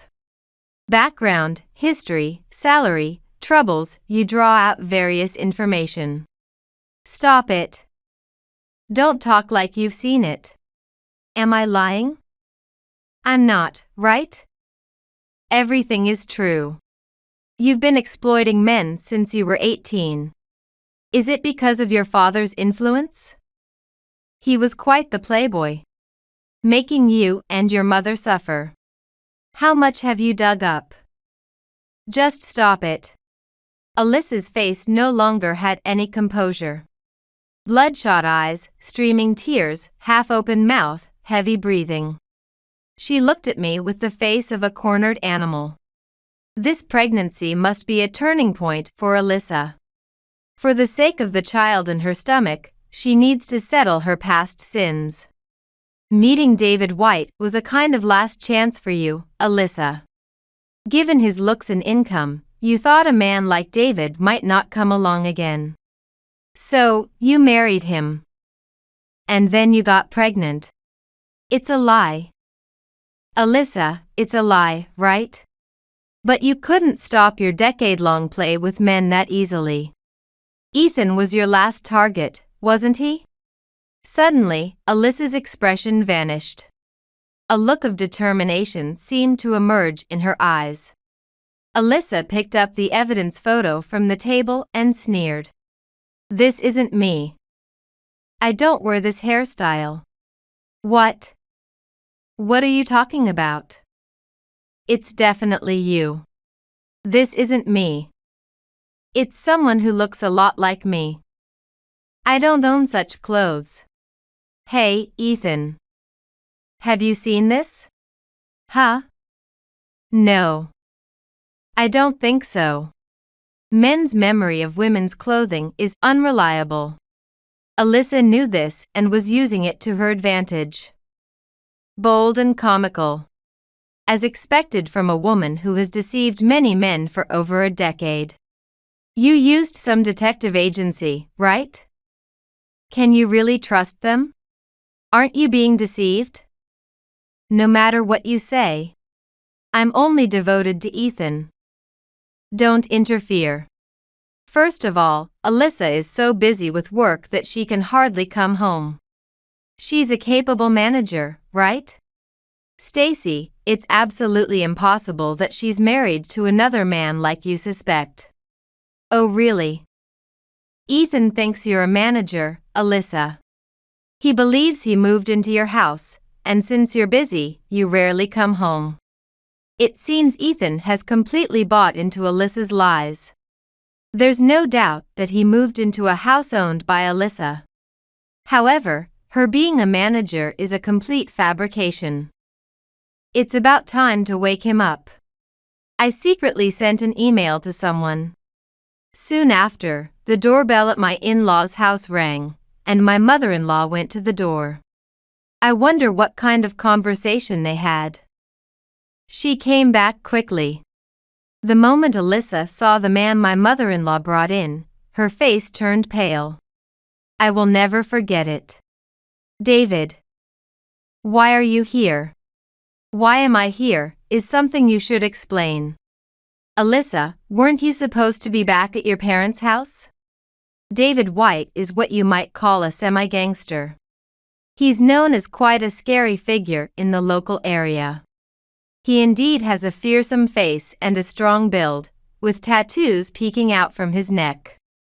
If Ethan, who is much weaker, ever got into a fight with him, he wouldn't stand a chance. Glared at by the demonic-looking David, Alyssa turned deathly pale. She started trembling. Since you won't explain, I'm telling you to explain it. Alyssa, why are you here? Who's the man next to you? Wait, David. This is different. Explain how it's different in order. If I'm satisfied, that's fine. We can go home and end this. But if I'm not satisfied, then be prepared. You know I have many friends who can help me. I'll have them beat you up. Please wait. It's different. This isn't what it looks like. The card I had hidden was Alyssa's husband, David White. Alyssa was flustered by the unexpected appearance. For me, getting David on my side was a risky gamble. If I provided him with information without a plan, Alyssa might find out. But the evidence of her affair was complete, and David cooperated with me quietly. No matter what Alyssa says now, she probably won't be able to clear her doubts. What action would a cornered Alyssa take? She moved exactly as I predicted. She abandoned Ethan. Alyssa stood up, rushed to David, and burst into tears. I've been threatened all this time. Blackmailed, unable to go home, I was desperate. Huh? What? Wait. Me? I was threatening Alyssa? For what? Your goal was my body and savings, right? But since I got pregnant with David's child, you decided to take the money and stay at my parents' house. Right? That's nonsense. What are you talking about? Who is this man? Isn't the child in your stomach mine? Ethan looked confused, not understanding what was happening. To my eyes, he seemed more comical than pitiful. It serves him right for being betrayed by the woman with whom he had betrayed his wife. Meanwhile, David remained calm. Alyssa's tears did not move him at all. I have shared part of the detective agency's findings with David. Already possessing incontrovertible evidence, he is not deceived by Alyssa's lies. Is the parental home you're talking about the one in Florida? Or not? It's this house you own here, right? The one you got from a relative? You've been letting this man live there, haven't you? I live in Alyssa's house. But it's supposed to be the house she bought. Not one given by a relative. It's the house she bought with the money she earned as a business owner. Shut up. You're complicating things. Listen to me. You've been deceived. This woman is a big liar. The child in her belly is mine. And you moved into a house that belonged to her relative. Moreover, this woman isn't a business owner. She's been unemployed since marrying me. Truth after truth is revealed. Unable to keep up, Ethan looks dazed. His half-open mouth looks pitiful. He seems unable to accept the reality. You fool. I'll make sure you regret ever touching my woman. What? But I was deceived. Does that matter? You did what you did, right? Then it's obvious you have to face the consequences. After beating you up, I'll properly demand compensation. You too, Alyssa. Lying woman. Betraying me. Wait. I'm sorry. David. It was just a moment of folly. Please don't be angry. Alyssa's pleas seemed unlikely to reach David. He was now visibly enraged. With the situation so heated, he could call his friends to beat up Alyssa and Ethan. David pushed Alyssa towards Ethan and glared at them with fierce eyes. I'm going to call your company too. I'll ask them what's going on with an employee who's having an affair. Wait, please. The company has nothing to do with this. Shut up. I don't care if it's related or not. It's about how I feel. I won't be satisfied until I've wrecked your lives. Alyssa, that includes you. No. Please forgive me. I won't do it again. David, well aware of his own menace, seemed indifferent to Alyssa's tears. She was already sobbing and desperately begging for forgiveness. It was clear from David's face that her prayers were unlikely to be answered. Calming or convincing someone so angry would surely be difficult. Stacy, please help me. Talk to him. I was deceived by Alyssa. I wouldn't have touched her if I knew she was married. It's too late to say that now, isn't it? You did what you did. So you have to take responsibility. If you're truly remorseful, you should just accept the beating and show it through your actions. I don't want to be beaten up. Mom, say something. Your son is about to suffer. You brought it upon yourself. A man who cheats has no right to complain. That part of you, it's just like your father. Get a thorough beating, apologize desperately, and make sure you learn your lesson. Abandoned by everyone, Ethan was dejected. He apologized to me over and over again, expressing his remorse. But to think those words could now gain any trust was a huge mistake. I relentlessly pushed him away, and there was no more discussion. I'm going to file for divorce now. What? But why are you so surprised? Weren't you the one who pushed divorce papers at me? The situation has changed. Please wait. I'm reflecting. I'll apologize. Facing a compensation claim and the possibility of his affair becoming known at work, Ethan would likely lose his position at the company and his savings. Perhaps this would lead to him being exploited by David and his associates. That would be the worst-case scenario. Desperate for help. The expression on Ethan's face as he turned to me. But it was all too late. I later officially divorced Ethan. My mother-in-law also cut ties with her son. David did not forgive his cheating wife. After she gave birth, he divorced Alyssa, forced her into debt for his sake, and expelled her. Forced to live as a single mother, it seems cruel. Alyssa had to sell all her valuable possessions and returned penniless to the South. I can only hope that the innocent child grows up free and thriving in the lush surroundings of Florida. Ethan's fate was even more miserable. David is a man of his word. He contacted Ethan's workplace about the affair. What kind of employee training are you running? He barked at the boss. Which was quite shocking. The boss had no fault in Ethan's affair, yet he sincerely apologized.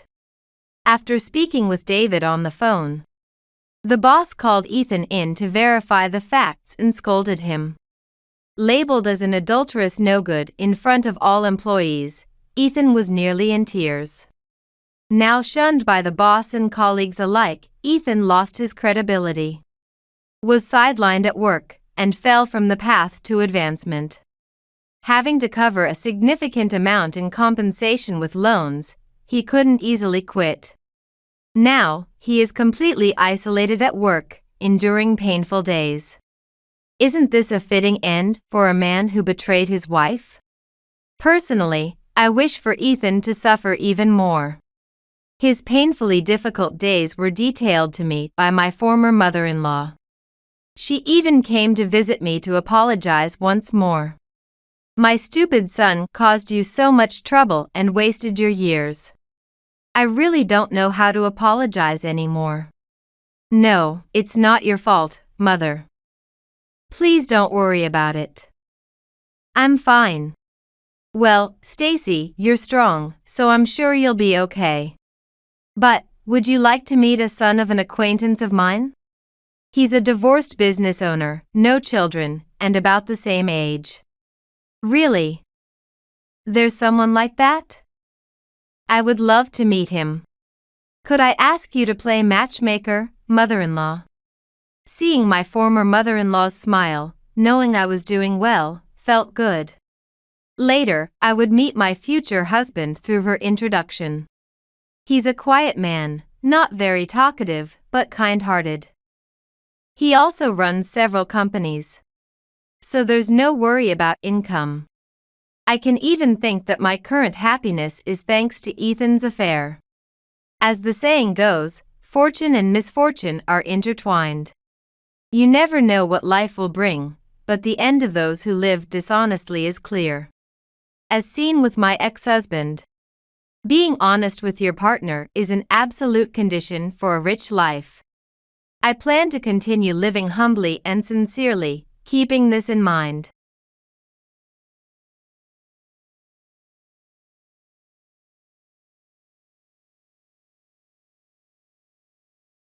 Last year, my ex-husband had an affair with my younger sister, who is 15 years younger than me, and ridiculed me at 45 and thrust a divorce paper in my face before remarrying her. While I was out on a date with my new 30-year-old boyfriend, we ran into them. I thought you'd be sulking alone, but it looks like you've snagged a new man, huh? Good for you. But I never thought he'd be such a young one. My ex-husband sneered, looking at my boyfriend. Do you have a thing for older women? Can't believe you can walk around with such an old hag. My boyfriend, unfazed and not angry, simply replied, That's right. I might actually prefer older women. But you two know nothing. Upon hearing the truth revealed by my boyfriend, both my ex-husband and my sister turned pale. My name is Susan Harrison. I'm a 45-year-old part-time housewife with a hobby of writing novels. I have even considered becoming a professional writer, and have submitted my work to publishers, but my husband of the same age, Andrew, ridicules this dream, saying, No way. Someone as old as you debuting now, that's a joke. Despite hardly ever reading, he once found and read an unfinished draft of mine, mocking it as what's this cliché stuff? You have no talent. Seriously, this is garbage. This crushed my confidence completely. Still, I couldn't give up the desire to have someone read my stories, so without telling Andrew, I started publishing them on a blog. It brings me great joy whenever I receive a comment. Andrew tends to ridicule me about various things. I have a younger sister named Mandy, who is 15 years younger than me. Andrew often praises her, saying, Young girls are great, aren't they? Mandy still looks like she's in her 20s even though she's 30, so cute, while belittling me. You used to be beautiful too, but now you're just an old hag. You even look like you're in your 50s. And Susan and Mandy, you look more like mother and daughter rather than sisters. Mandy herself enjoys the attention she gets by being compared favorably, dressing provocatively, and making sure to touch Andrew flirtatiously when they meet. Despite my warnings, she mocks me, saying, "I didn't mean anything by it, but you're scary. And just because you are old and can't dress like this, don't be jealous of younger girls." Now Mandy is 30, starting to lose the edge of being the young woman. Perhaps that's why she enjoys the superiority she feels when called young and compared to me, who is 15 years her senior. I have been relieving the stress of those days by writing novels. One day, I received an email through the address I had posted on my blog. I couldn't stand it any longer and had to send you an email. I am a huge fan of your novels. I was completely engrossed in your latest work. On my blog, I simply go by Susan because I couldn't think of a good pseudonym. The person, who called himself Howard in the email, seemed passionate about my writing. I was delighted and sent back a thank you email. Subsequently, I started corresponding with Howard. He is indeed a man. However, our discussions and values align well, making our exchanges enjoyable. Howard appears to have read all the novels I published on my blog. His favorite, surprisingly, is the first novel I ever posted. I consider it flawed, but Howard disagrees. The protagonist of that novel carries the trauma of being bullied in the past. I was also bullied and still carry that trauma. I could really empathize with that protagonist. It was during this time that Andrew's affair with Mandy came to light. That day, having finished my part-time job earlier than usual, I returned home and witnessed a shocking scene. There were Andrew and Mandy in the living room, naked and embracing each other. "What are you doing? You two have betrayed me. What are you thinking? Going after your wife's sister and your sister's husband." As I erupted in anger, Andrew and Mandy were initially flustered. But soon they started to defiantly justify themselves. "Of course, younger Mandy is better than an old woman like you. Being attracted to younger women is just a man's instinct. Besides, you're too old to even have kids." Andrew laughed as he spoke. Despite never having expressed a desire for children throughout our long marriage, and hardly ever engaging in attempts to conceive. "That's right. It's your fault, old Susan, for not being able to satisfy Andrew. He is working hard but not getting any relief, so I just comforted poor Andrew. That's why I'm remarrying Mandy. Sign this quickly, you old hag." Saying that, Andrew thrust the divorce papers at me, already signed by him. Filled with sadness from their betrayal and wounded as a woman, I no longer had the energy to resist. "I'll give you the house in the divorce settlement. Bye now. You better start looking for a new man. Though I doubt there's anyone weird enough to like an old hag like you." With my signed divorce papers in hand, Andrew and Mandy left the house, laughing. Later, Andrew sent a message saying, "I paid the alimony for you. I've been saving up for this," and indeed, $60,000 had been transferred to my account. This should keep me, a part-time housewife, going for a while. However, I was too shocked to feel like doing anything, even writing novels. During this time, I received an email from Howard. "Would you like to meet? Just once, I'd like to see you." Normally, I wouldn't consider meeting a man I knew from the internet. But given the shock I was under, I wasn't as wary of Howard. Thinking nothing worse could happen, I decided to meet him for a change of scenery. By coincidence, Howard and I lived in neighboring states. So we decided to meet at a cafe halfway between us. As I approached the meeting place, a man dressed as described in his email greeted me, recognizing me from my description. "Excuse me, are you Susan?" "Yes, I'm Susan." You're Howard, right? Yes. Excuse me, but you're younger than I expected.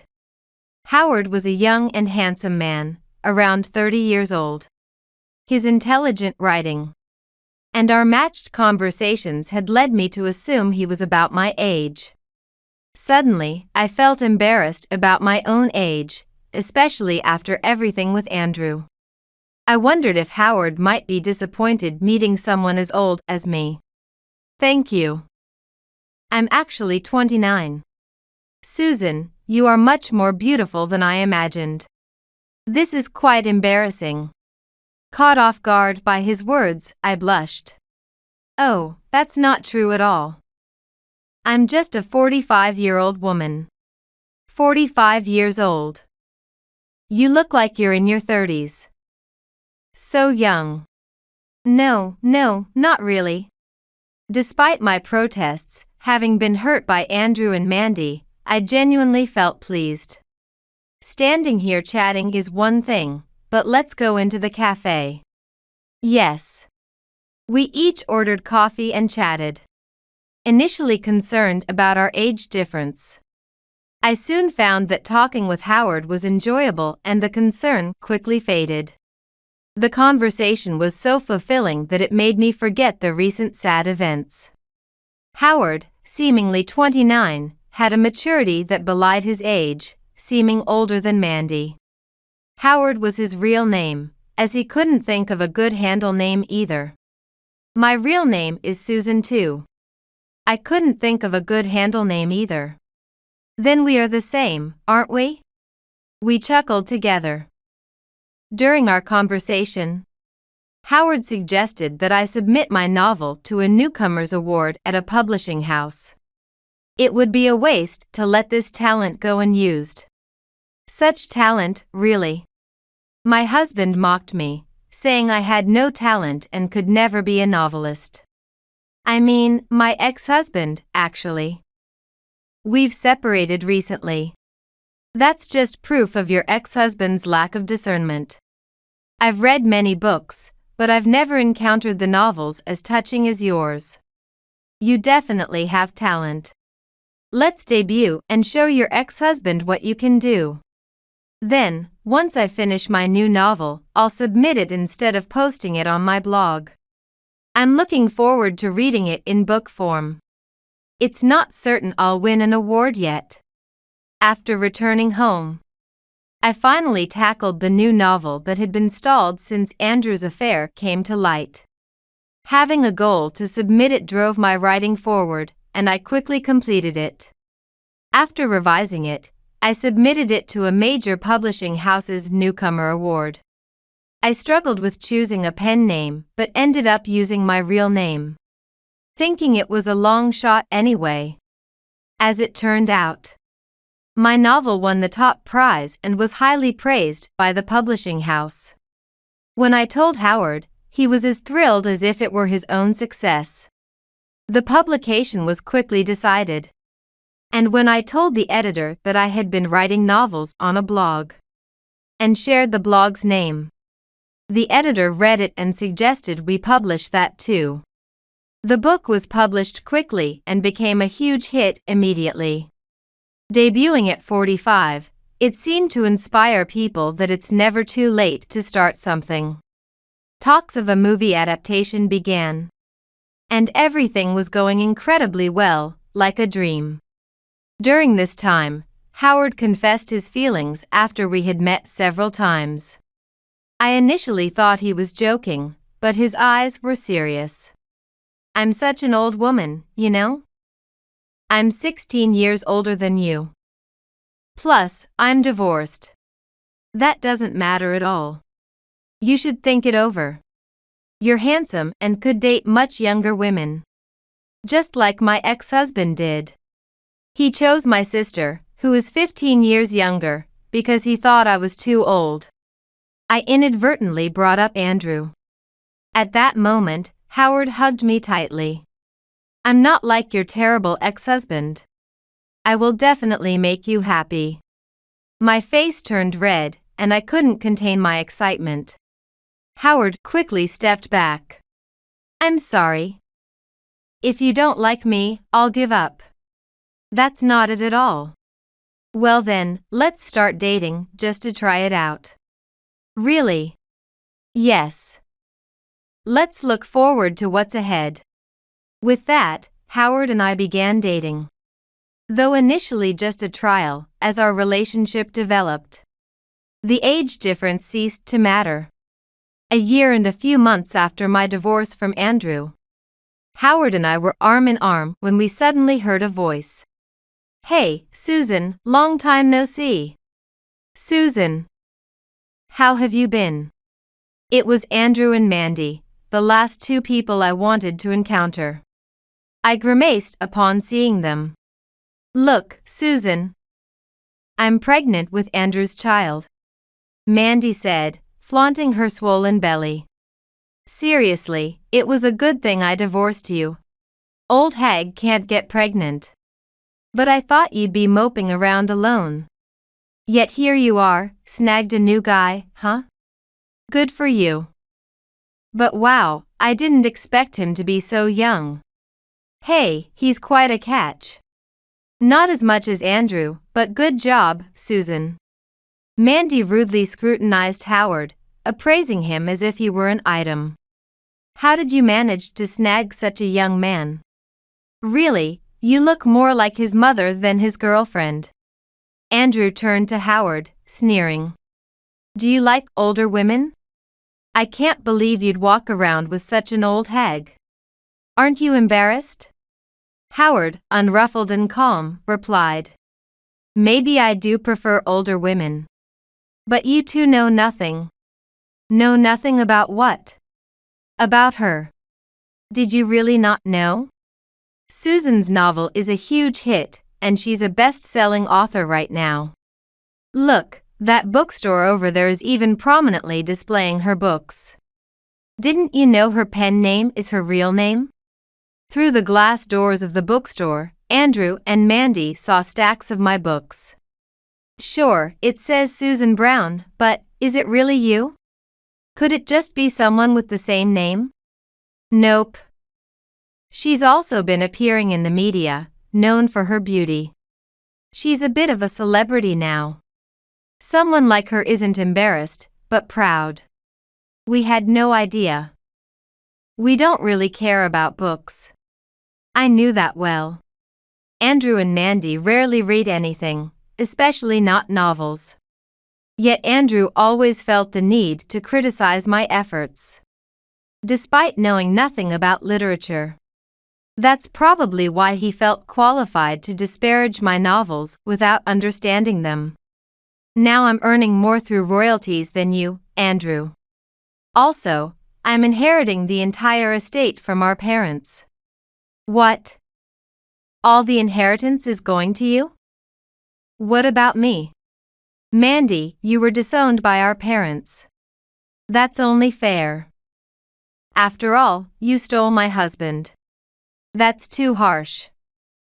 I'm their real daughter too. No, Mandy. You are not our parents' daughter. What? You're not my sister. Not just disowned, but literally, you have no blood relation to us.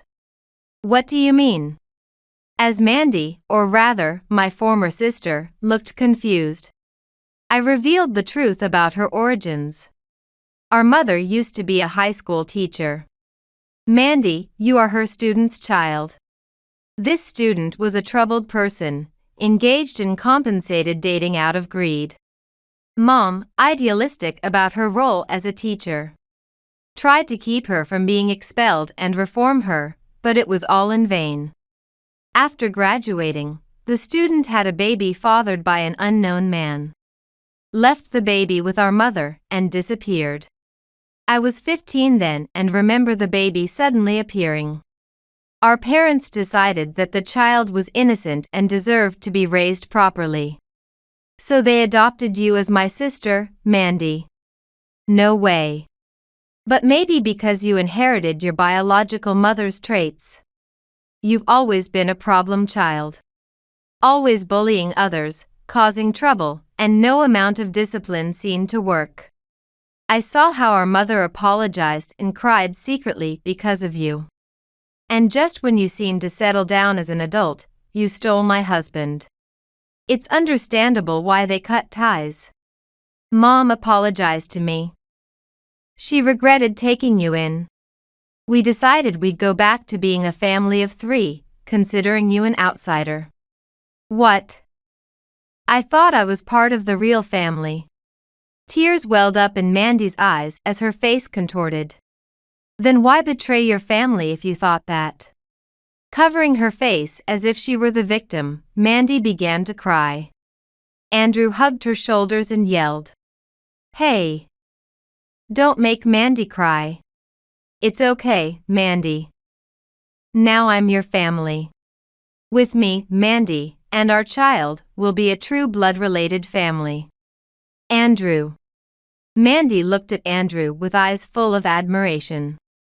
Howard, however, gave them a cold stare. "You still don't know anything about this woman. What are you talking about? What do you mean?" "Excuse me. I work as a detective, and I used my skills to investigate Mandy personally." "What? Why are you snooping around? That's creepy and awful. See? You probably like Mandy more than this old hag after all." "Of course. Any man would prefer younger women over an old hag." "No. I was investigating for revenge." Howard's eyes were filled with hatred towards Mandy. "Revenge? What are you talking about? I haven't done anything to you. You've forgotten me, Mandy? What are you talking about? I am Howard Thompson from high school, the one who was in the same band." "Wait, really? You're Howard Thompson? You mean that nerdy Howard is you?" "No way. Your personality hasn't changed, Mandy. Back then, I wore thick glasses." It turns out that Mandy and Howard were senior and junior at the same school. In the same club. It's a small world. Back then, I was the only boy in the band and was bullied and eventually forced to quit. The bullying spread to the classroom.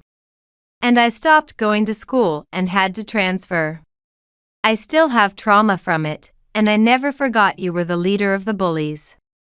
So, I've been waiting for a chance for revenge. Mandy, you were a problem child even when you were young. But to do such terrible things even in high school. But. Mandy looked uncomfortable and avoided eye contact. "Hey, what? Is that what I don't know about her? That's ridiculous. Don't hang on to some childish bullying. How pathetic. Do you think I'd fall out of love with Mandy over something like that?" Seeing Andrew laugh it off, Mandy began to mock Howard too. "Yeah, right. It was just youthful foolishness. That's why you're creepy, hanging on to it. Even if you look better now, you're still the same creepy guy inside. Yeah, that's why you got bullied." Both wore ugly sneers, mocking Howard. Birds of a feather. I wonder what they would say if their child grows up and gets bullied. Howard sighed deeply and ignored them, continuing. "Mandy, I came across your public account on social media. It was easy to identify your private account. Despite being married, you were engaging in relationships for money. And even joked on her private account about not knowing who the father of her baby is. I've been collecting this information, hoping to use it for revenge someday. The time has finally come to inform the foolish man who chose Mandy over Susan. It seems I still didn't know everything about my former sister. I was beyond angry and dumbfounded. Mandy, you. From bullying to seeking sugar daddies, you've been up to no good. Just like your real mother. The apple doesn't fall far from the tree." Mandy went pale. Andrew stepped in. "Don't make stuff up. You can't break us apart. Howard expressionlessly held up several photos to Andrew. They showed Mandy entering a hotel with multiple partners. It was easy to identify the hotel and stake it out. Andrew snatched the photos and stared at them intently. "No way. That's a lie," he muttered, then suddenly grabbed Mandy by the collar. "Hey, Mandy. What's this about? Whose child is it really?" "I don't know." "It's yours, Andrew. Please believe me." As the two began to argue, we left them behind. "Howard, I'm really sorry." "What for?" "Even though we're not related by blood, it's awful what my sister has done. I should have stopped her from doing such things if I had known. When Mandy was in high school, I had already left home. Still, I blame myself for not being able to stop her. Because of that, Howard has suffered a lot. Don't apologize. You're not at fault, Susan. Rather, you're also a victim of her actions. We're both victims. And thanks to you, I was able to take my revenge. Howard. By the way, I didn't approach you for revenge. I realized the connection later, but it was all coincidental. I should have told you about my past with Mandy. I'm sorry. My feelings for you are genuine, Susan. Yeah, I know. No one could write such passionate reviews just as an act. I've had a fear of women because of my bullying in school. Especially women my own age. I just couldn't connect with them anymore. But with you, Susan, I could open my heart. Your novels have also saved me. Thanks to you, my distrust of women has healed significantly. So, I am really grateful. I haven't done much. But if I could have provided even a little solace for Howard, that makes me happy. Later, after Andrew forced reluctant Mandy to undergo a prenatal paternity test, it turned out the child wasn't his. Consequently, Andrew divorced Mandy, becoming twice divorced. I can't raise a child alone. And now I have to pay alimony to Andrew. I can't even reach our parents, and no one was at the family home when I visited. I don't know where they are now. I need their help with their grandchild. It's such a shame, considering your age makes it impossible for you to have children. This would have been their only grandchild. Of course, no one was at the family home. My parents and I had moved out to ensure Mandy couldn't find us. They've said they don't care what would happen to Mandy from now on. Obviously, neither do I. What grandchild? A child of a former daughter who has been disowned. And has no blood ties is hardly a grandchild to my parents. And even now, she doesn't forget to try and one-up me. Please, Susan, you have money. Help me. If not, at least persuade our parents. Tell me where they are. We're family, aren't we? There's supposed to be some familial affection, right? Despite Mandy's pleas for help, I responded. Who are you? I don't have a sister. I've always been an only child. And then I blocked her number. Andrew contacted me next. Even though I divorced Mandy, being twice divorced now means I can't find a woman. Plus, the fact that I was a famous author's ex-husband, and that I cheated with and remarried my wife's sister has spread everywhere, causing a social media uproar. Nowadays, wherever I go, people whisper. I'm gossiped about at work and shunned by acquaintances. Naturally, no women want to be near me. Hey Susan, what did you do? All I did was share about being betrayed by my ex-husband and sister in a magazine interview and on social media. I didn't disclose your personal information, but since I operate under my real name, it wasn't hard for people to figure out who you were. Damn it. This means I can't find a woman in the future. It's your fault. Take responsibility and remarry me. Excuse me? Yeah, that's right. If we got back together, it would restore my reputation. Surely you'd be happy to have me back. No, thank you. I have a wonderful person by my side now. That young guy, right? Society won't stay silent about a marriage with such an age gap. That's not true. I've disclosed our age difference, but my fans are very supportive. Think it over. I can't believe that young man can make you happy. He's been holding on to a grudge from being bullied in school and researching it obsessively. Such a petty, sinister man. He's just a kid. You need a mature, experienced man. I laughed dismissively. A mature, experienced man? Who are you referring to? That's hilarious. You couldn't control your lower half, got lured by a young body, and easily cheated, like a monkey. What? A monkey? Oh, sorry. That was too rude to the monkeys. At least Howard is far more mature and grown-up than you. Howard and I often discuss complex literature and philosophy, something I could never do with Andrew. I ignored Andrew's ranting and hung up, blocking his number. Later, Andrew couldn't stand the rumors at work and quit his job, facing difficulties finding a new one due to the rumors. Mandy tried to contact the potential father of her child involved in her sugar dating, but he soon cut off all contact.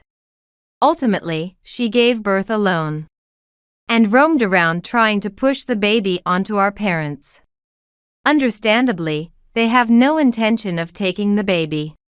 They adopted Mandy thinking a child shouldn't be blamed for their origins, but were repaid with betrayal. Plus, they are too old to raise a child now. Initially, Mandy resolved to raise the child alone, but like Andrew, she was exposed to public rumors and ended up in a neurotic state, eventually placing the baby in a facility. I sincerely hope that this child does not walk the same path as its mother. I revised and published the novels I used to post on my blog, each becoming a major hit. Film and television adaptations were also secured, and everything was going smoothly. Howard proposed during this time. Are you sure? I'm 16 years your senior. At this point, age doesn't matter. But I can't have children because of my age. That makes it even less of an issue. Actually, I'm sterile due to an illness I had as a child. Really? So, we can't have children either way. You don't need to worry about anything. If I can be with the person I love, that's all that matters. Thank you, Howard. Will you marry me? Yes, of course. Let's be happy together. I already am. Since we're going to be married, maybe it's time to drop the formalities? Oh, yeah. Both our parents are delighted about our engagement. I look forward to nurturing our happiness with Howard.